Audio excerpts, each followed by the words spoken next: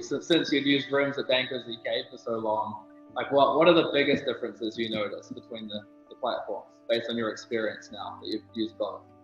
For me, the ability to customize was huge because using RIMS for so many years, in order to have a change initiated or any modification to the request form, it required a phone call, maybe a subsequent meeting. It took, at best, 3 to 4 weeks.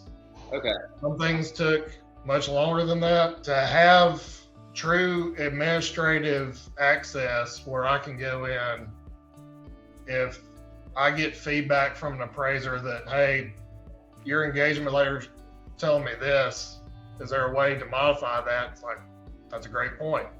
I can go in and adjust that on the fly.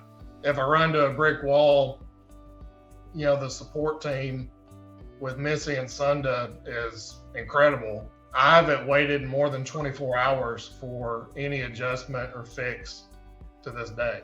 And we've been live since November 7th. So we're over 30 days into this. Right. And we've made a lot of tweaks because, when you're onboarding, you think you know everything you want to see. Yeah. When you actually start playing with live deals and you get feedback, from the market, you've got to be able to, adjust on the fly. And we've been able to do that very successfully. But the ability to customize and the reporting is, night and day different for the better. With RIMS, I always noticed a pattern that depending on who was pulling the reports, which user, and in which format they were pulling the report, the results would be different, which didn't give you confidence in the data that you were, pulling out of the system and presenting to anyone within the bank. With this, reporting, I can pull consistent reports, and most of them are already built out to what I would already need anyway. Okay. So I'm not having to go in, recreate the wheel. If I need a timing report, I can get it, click of a button, and I'm not second guessing, is this data legitimate? Are the results going to be different if someone else pulls it? Right. So that's huge. There's confidence in the reporting, which is huge. I mean, the last thing you want to do is have a meeting with management and not be 100% certain that what you're presenting is accurate. Did you, before making the final decision, did you reach out to some of our users at other banks?